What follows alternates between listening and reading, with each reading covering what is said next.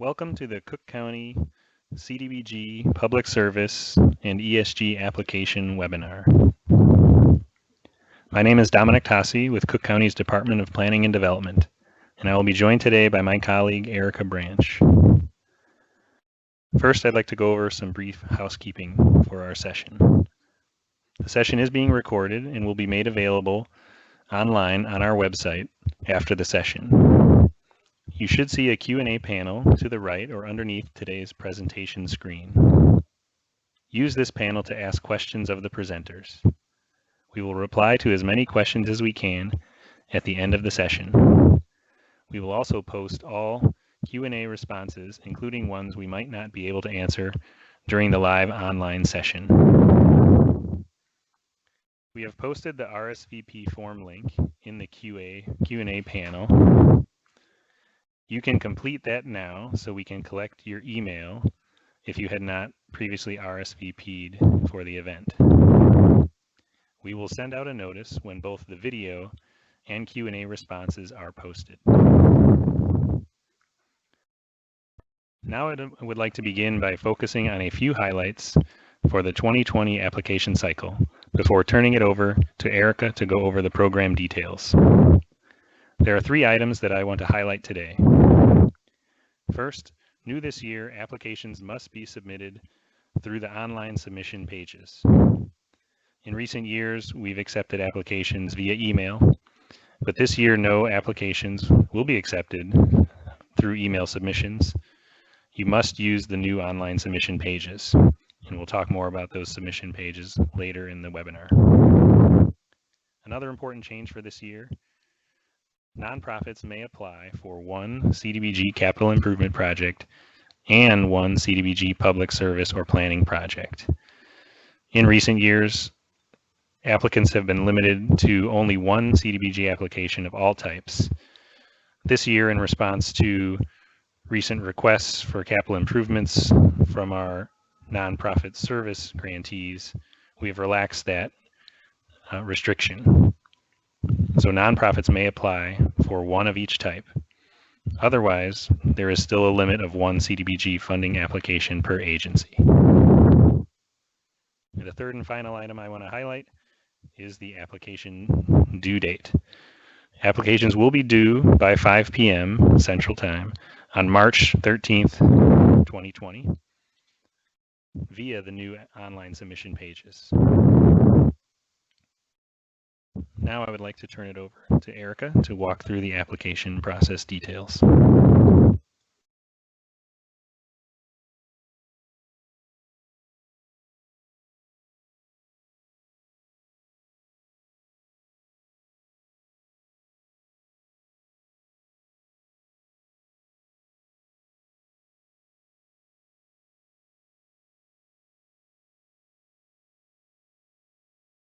Good afternoon.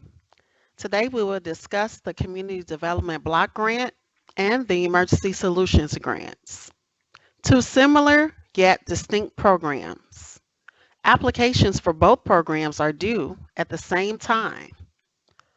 Both programs are on the same program year, October 1st, 2020 through September 30th, 2021.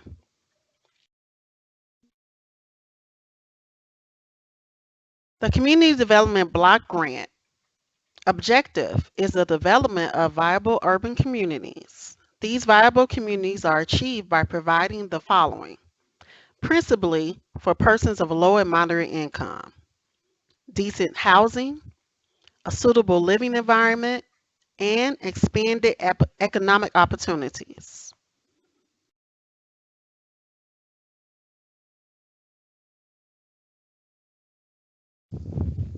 The Community Development Block Grant National Objectives requires that each activity funded, except for program administration and planning activities, must meet 1 national objective, which are area benefit activities, which benefit all residents in a particular area, where at least 51% of the people are low and moderate income.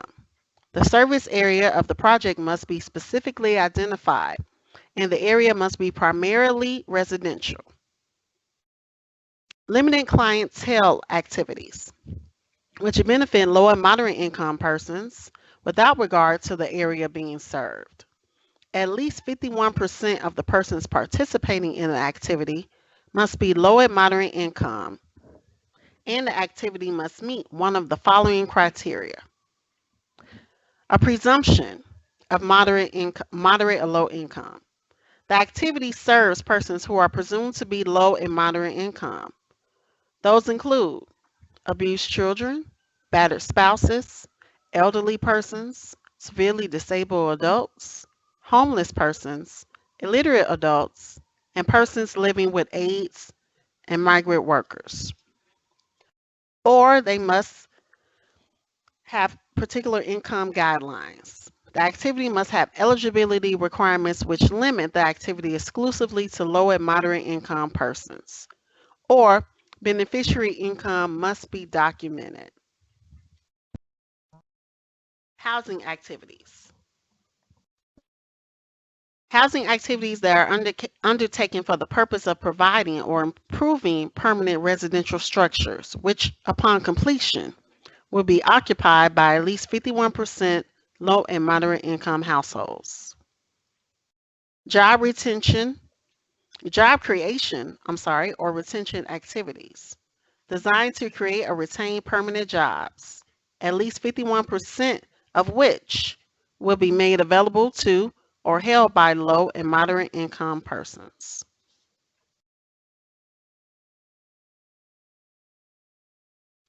The emergency solutions grants.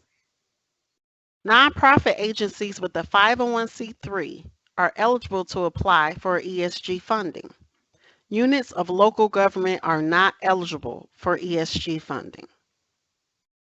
5 components, each includes several activities. Applicants may apply for funding under one or multiple components. These components are homelessness prevention.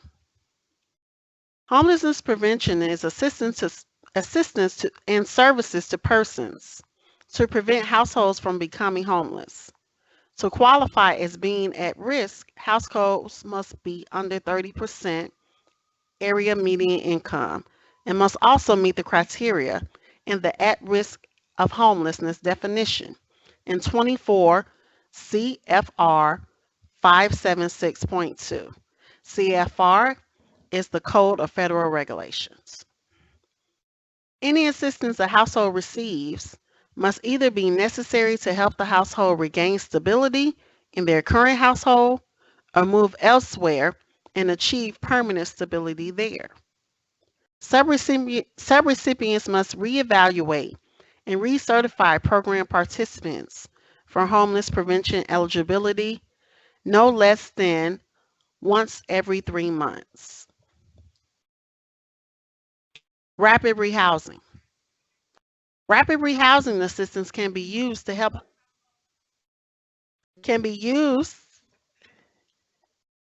a homeless household move into permanent housing and achieve stability in their housing.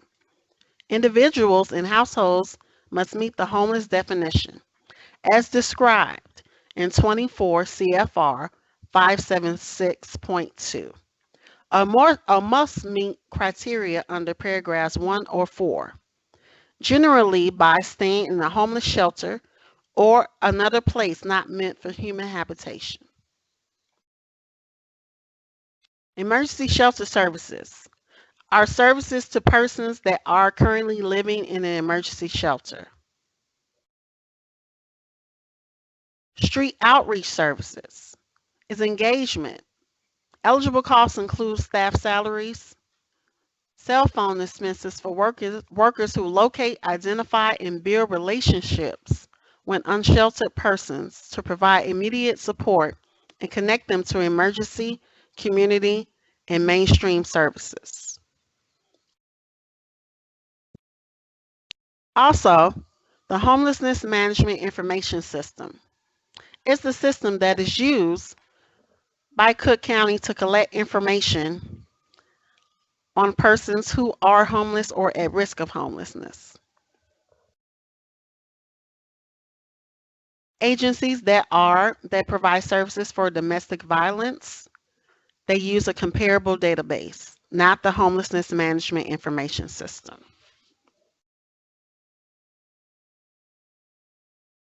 Some things to remember. Cook County may only utilize 15% of its annual CDBG entitlement allocation for public services. For both grants, all required documents must be submitted per the application checklist. The application checklist can be found at the beginning of each application.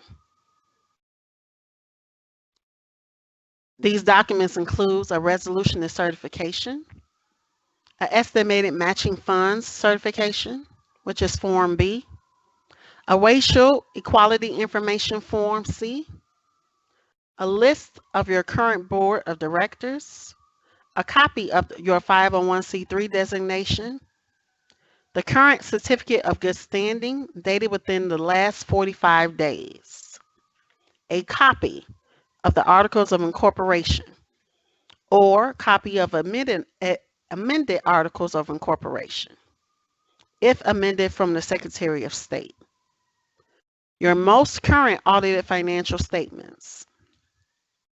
Submit your 833 single audit if applicable.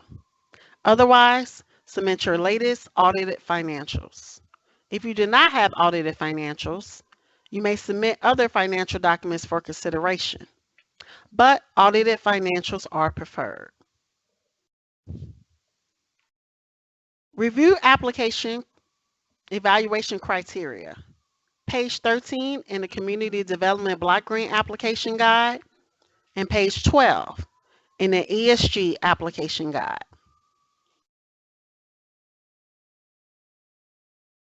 Remember that your projects must be consistent with Planning for Progress, which is Cook County's consolidated plan.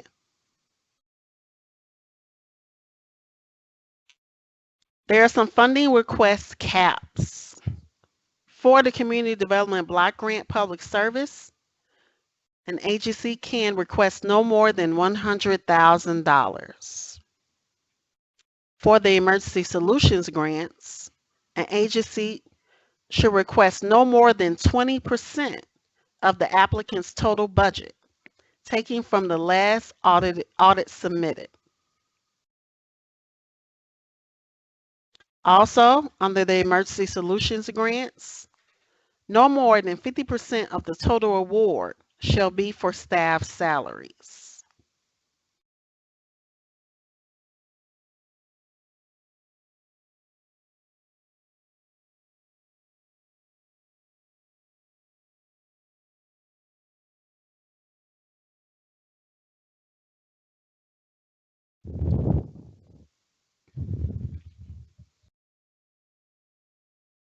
(2020) Funding Guide Updates. CDBG and ESG applications must be submitted utilizing the online submission page. No emails or paper copies will be accepted. Again, no emails or paper copies will be accepted. Consistency with the current Cook County Consolidated Plan and Policy Roadmap, including a focus on racial equity. A geographic focus on the southern suburbs for the 2020 application cycle, and emphasis on connections to the South Suburban Economic Growth Initiative, SSEGI.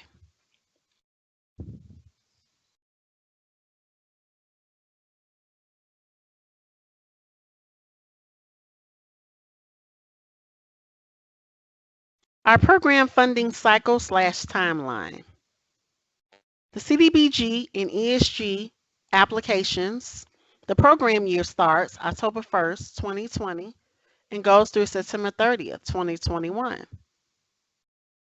Applications are available online January 2020. The application workshop took place January 30th, 2020. The webinar is right now, February 4th, 2020. All applications are due March 13th, 2020 at 5 p.m. The application review period, March through May 2020. Cook County Board review/approval, July 2020. Issuance of subrecipient grant award letters, August 2020.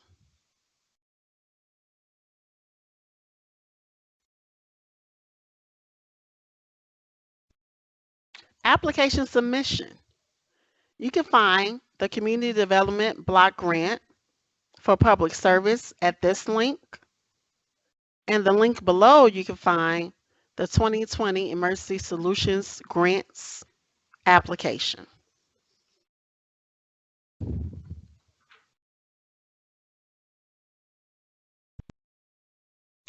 When you go to the application submissions page, under how to apply, please review the CDBG grants page and the 2020 Community Development Block Grant Application Guide. Please read all information about the program and download any necessary files for the application submission. Please be aware that all documents to be uploaded should be present and available for you to upload at one time. You cannot walk away from the submission page and come back later. So do not upload your documents until you are ready to hit submit. Prepare the application PDF and any other required or supplemental documents for your submission. Complete the online submission form below to submit your application materials before the deadline. Make sure you have all materials ready to submit. You will not be able to save as you go. I repeat, make sure you have all materials ready to submit. You will not be able to save as you go.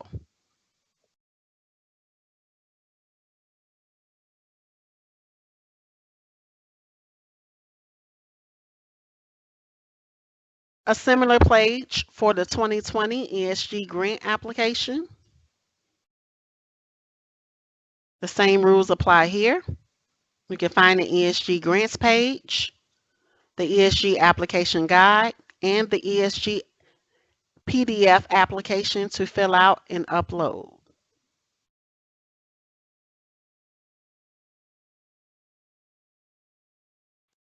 This is a screen shot of the application submission page of the information requested. Here you see where you can upload the requested individual documents.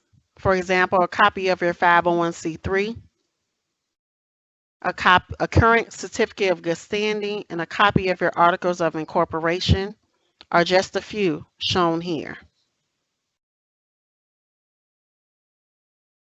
As I went over earlier in the presentation, please keep your application checklist handy as you're uploading your documents to make sure that all documents requested are uploaded. Remember, you will lose 15 points for each of the above items that are missing from your submitted application. For more information about application scoring, you should see the application guide for both CDBG and ESG.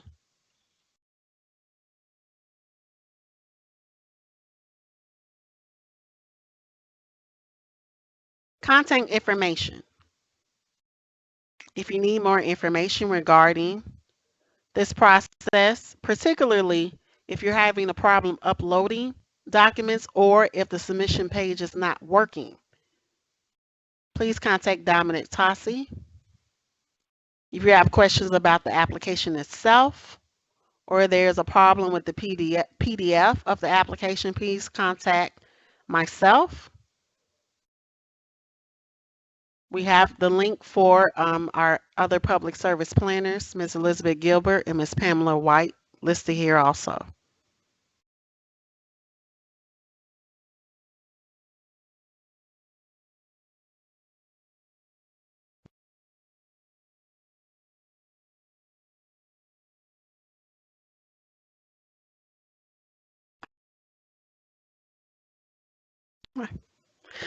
We will now take our remaining time for this part of the session to reply to some of the questions you submitted in the Q&A panel.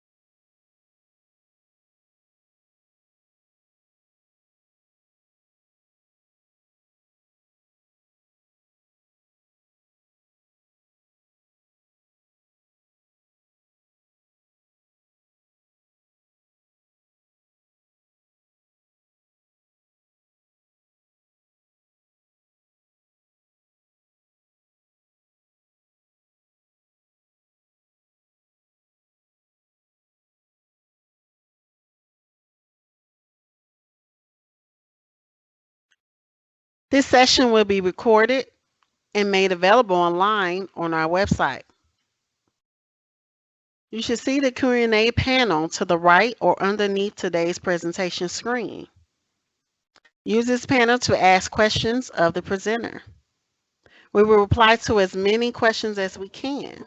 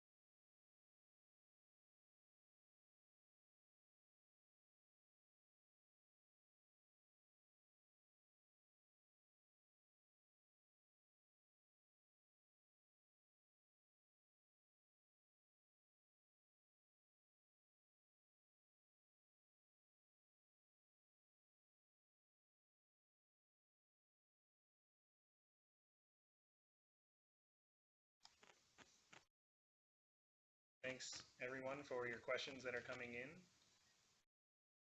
I'll start with a few that we've received so far. The first question we've received is, can we include fringe benefits with salaries? The county's current practice is not to cover fringe benefits. However, we are open to talking with you if that is a necessity in your situation. So please reach out to us as you're putting together your application. And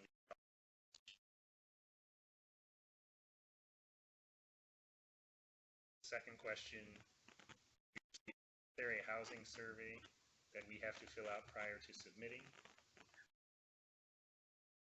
Short answer to that is no. I believe that question is a reference to a fair housing survey that's geared for municipal applicants under our CDBG capital improvement program. That is not necessary public service or ESG.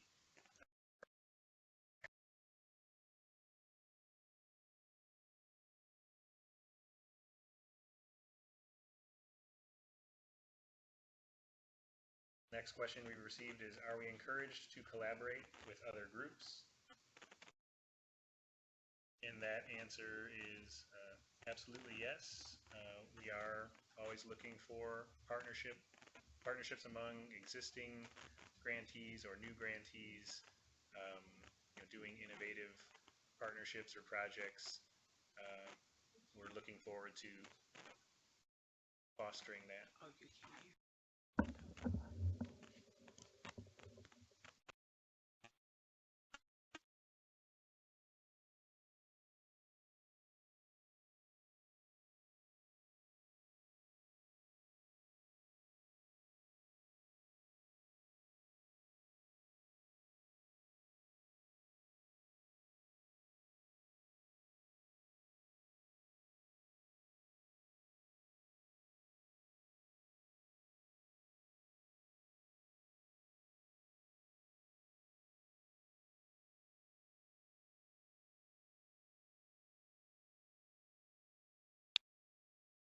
We've received some feedback that some attendees may not have been able to hear all the question responses.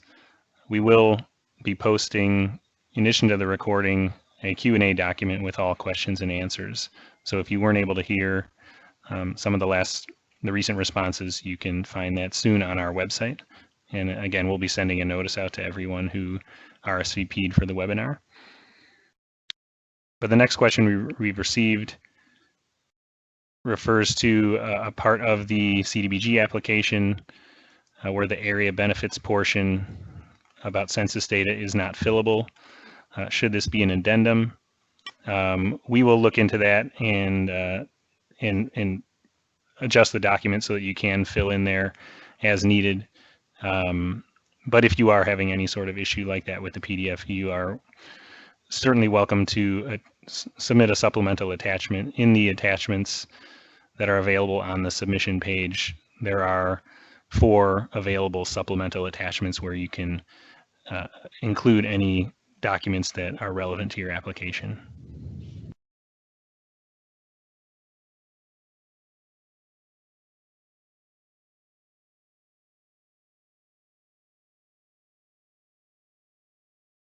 We have a question about, will the slides be available later? And they certainly will. They'll be posted on our website shortly after the webinar, as well as a recording of the webinar.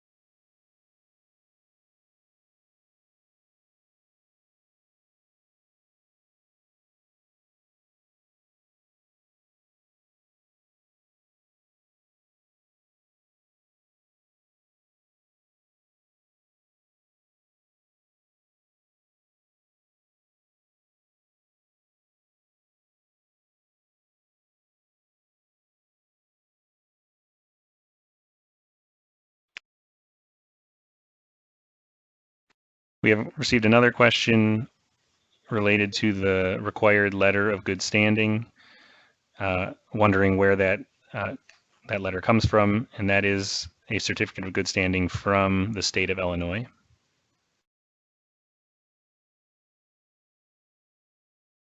We've received another question related to some of the areas of suburban Cook County that are not part of the CDBG program under Cook County.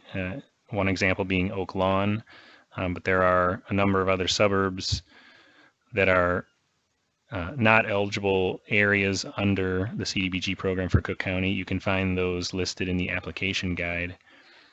The question specifically related to if an agency is headquartered in one of those communities but serves beneficiaries in other parts of suburban Cook County, are you eligible to apply? And the answer to that is yes, you can.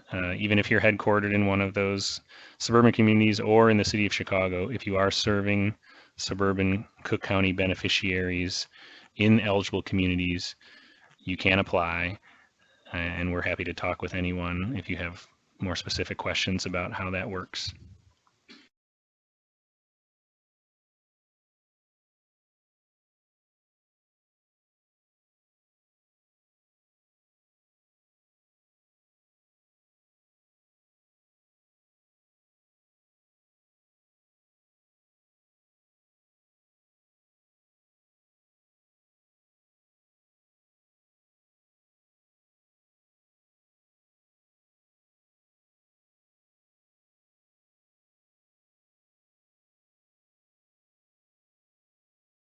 We received one question asking if you're awarded, how is the award distributed? And it's a good question related to the timing of our program year. You are applying now and going through the county's review process, which Erica covered on the timeline slide. But in terms of receiving an award, our program year begins on October 1st. Because of the timing with our receipt of our own federal grant agreement, you may not have your executed grant agreement until later in 2020, often in December of 2020, but upon receipt, you would be able to invoice back for expenses beginning October 1st of 2020.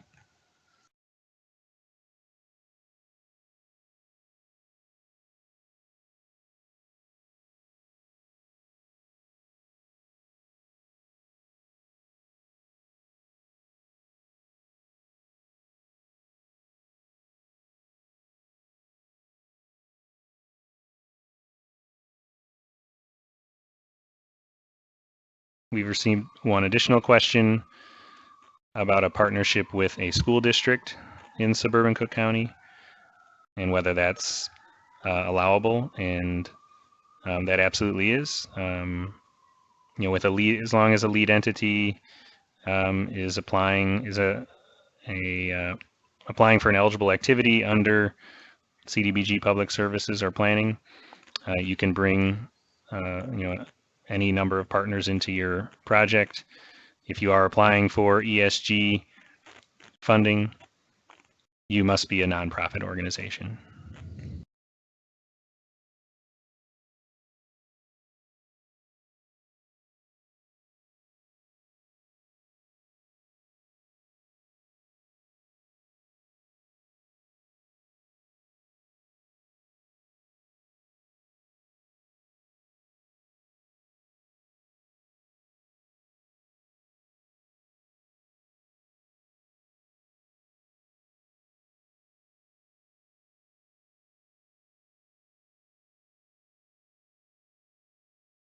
We've received a question about a case where if you were denied funding last year, if you could receive more information about why your application was not funded.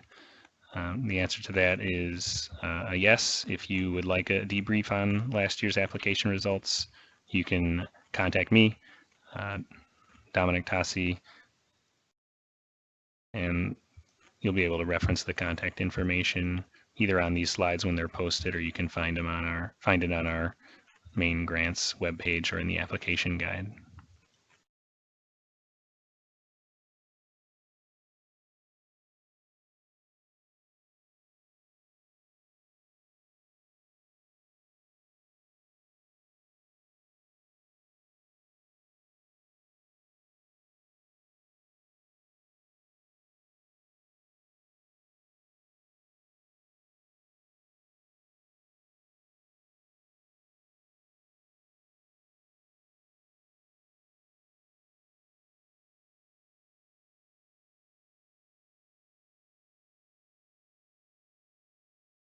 We've received one more question asking what percentage of the grant can be used for administrative costs and salaries.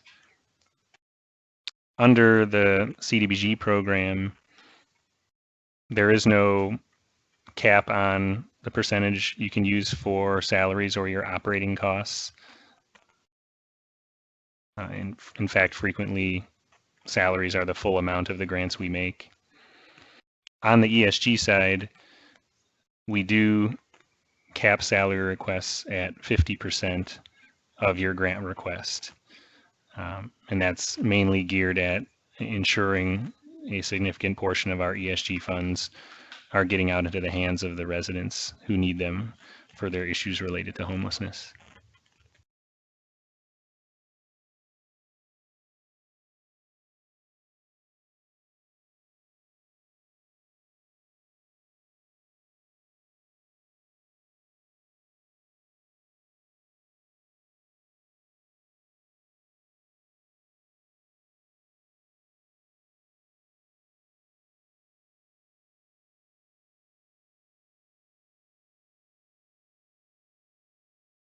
That's currently the end of the questions that we've received. We'll do one last call for questions related to these two grant programs.